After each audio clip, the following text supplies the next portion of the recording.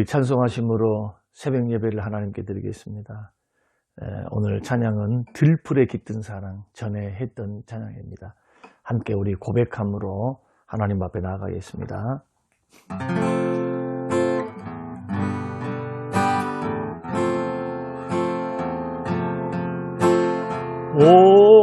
오늘 피었다 지는 들풀도 입히는 하나님, 진흙 같은 이 몸은 정금 같게 하시네. 푸른 하늘을 나는 새들도 먹이는 하나님, 하물며 우리랴 염려 필요 없네. 우리 마음속 깊은 그곳에 영혼을 내리신 주, 죽음 이기신 영원한 생명을 약속하시었네. 오늘 피었다 지는 들풀도 입히는 하나님, 진흙 같은 이 몸은 정금 같게 하시네.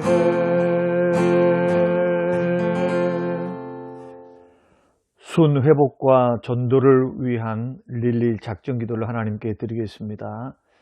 90일간의 무결석 가족 전도 주일 기간에 성령의 능력으로 부어주셔서 각자의 자리에서 기도로 나아가며 결실을 맺게 하소서. 담임 목사님과 교육자들의 가정과 건강을 붙들어 주시고 강단의 말씀이 능력 있게 하사 매 주일 영적 부흥을 경험하게 하소서. 중직자들이 주님을 사랑하는 마음으로 교회를 사랑하게 하시고 맡겨진 자리에서 기도함으로 충성되게 주님을 섬기게 하소서. 코로나로 인한 어려운 상황 속에서도 예배 자리를 거룩히 지키고 은혜의 자리에서 멀어지지 않게 하소서. 믿음이 연약한 지체들을 붙들어 주시고 순 모임을 통해 서로가 회복되는 시간들이 되게 하소서. 다음 세대가 온 오프라인 예배를 통해 주님을 깊이 만나며 하나님 나라를 이루는 도구가 되게 하소서. 예비된 영혼들을 붙여주셔서 기도와 섬김을 통해 열매를 맺게 하소서. 믿지 않은 가족들이 속히 주님께로 돌아와 주님을 만나고 변화되게 하소서. 재개발과 또한 교회 이전을 위해서 기도합니다.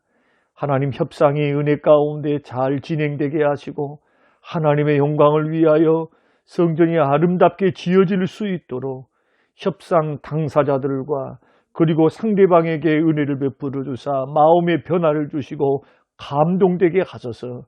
협력한 자들이 되게 하시고 이 일을 맡아 주관하시는 당회와 장로님들에게 말의 지혜와 성령의 능력을 더하여 주시고 지혜를 허락하여 주옵소서.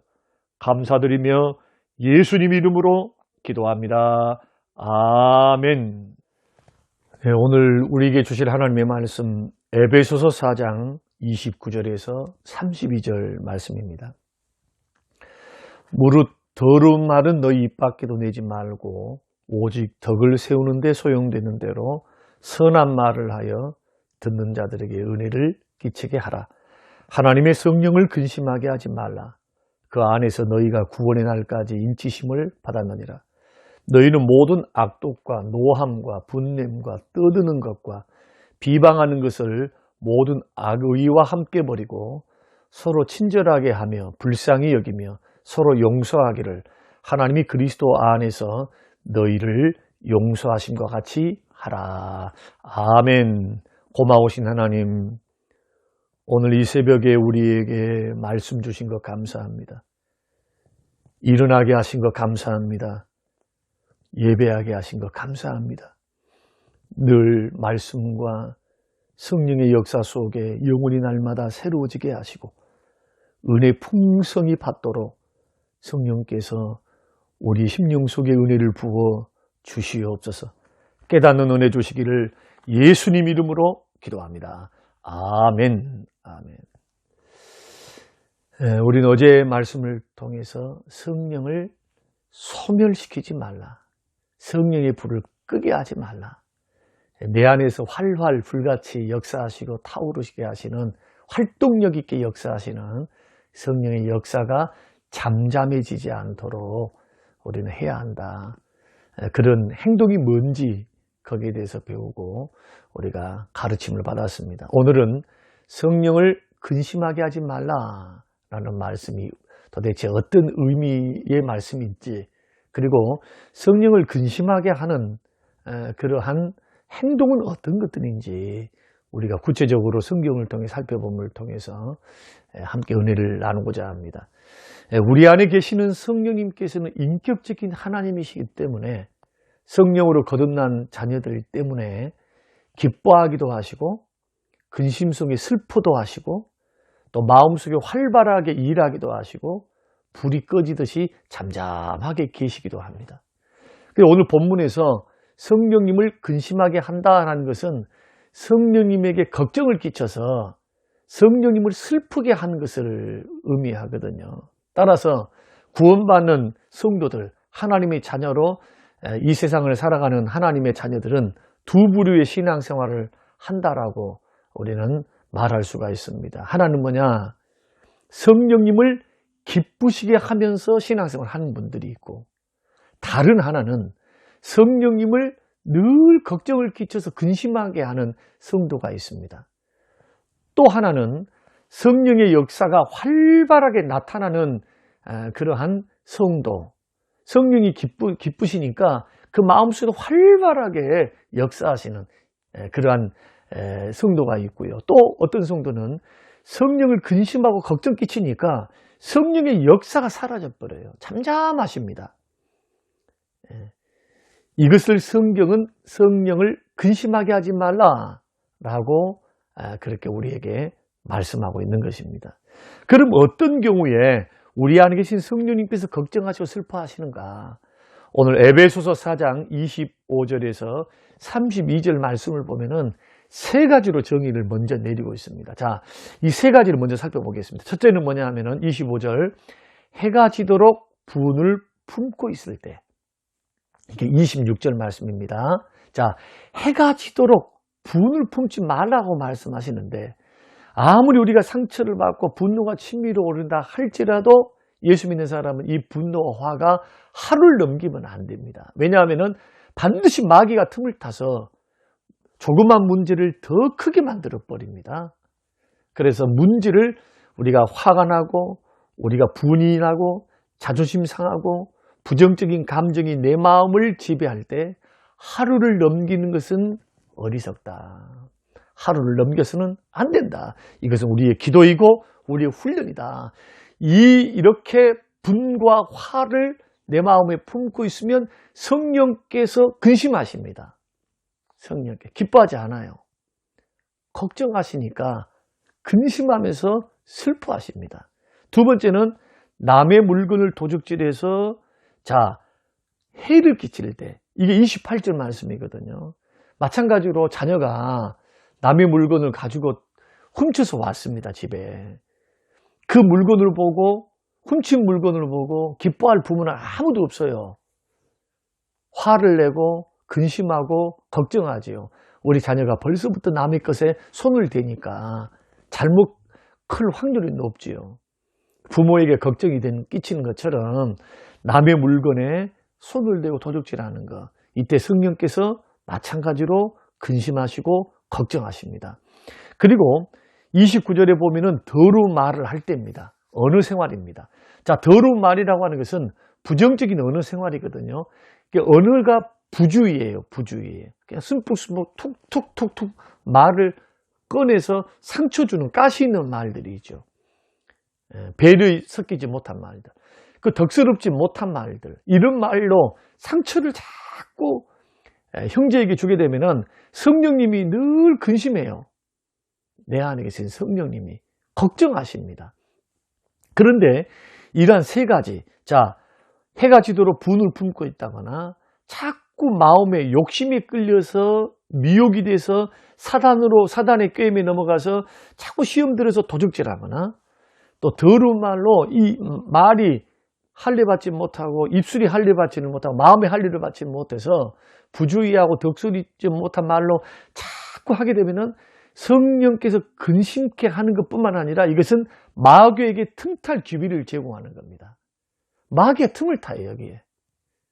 시험에 빠지게 하고 넘어지게 만들고 믿음을 떠나게 만드는 일들을 하게 된다. 그래서 29절 말씀 보십시오.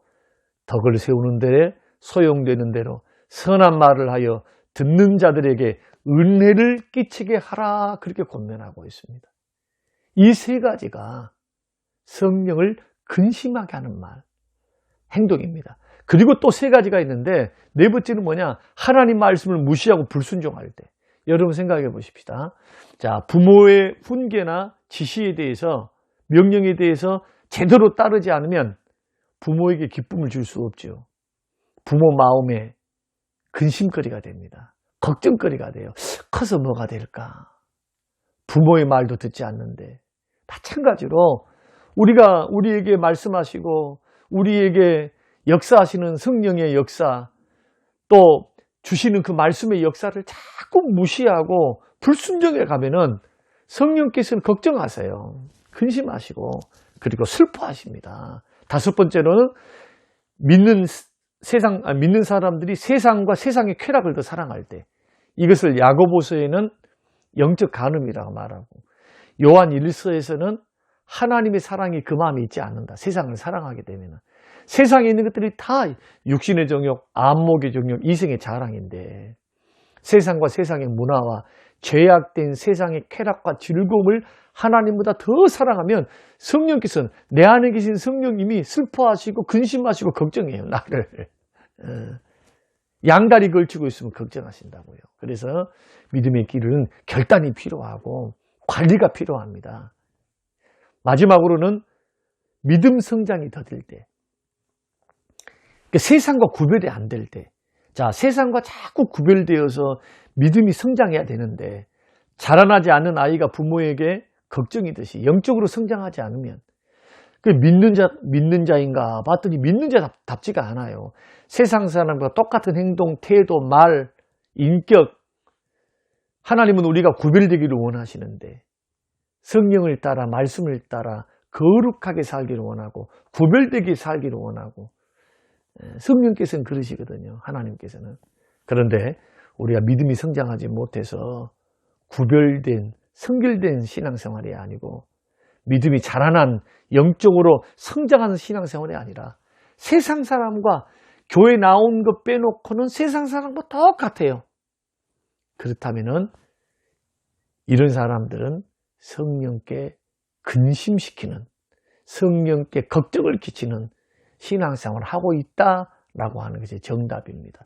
사랑하는 성도 여러분, 성령을 근심하게 하지 말라고 성경은 우리에게 명령하십니다.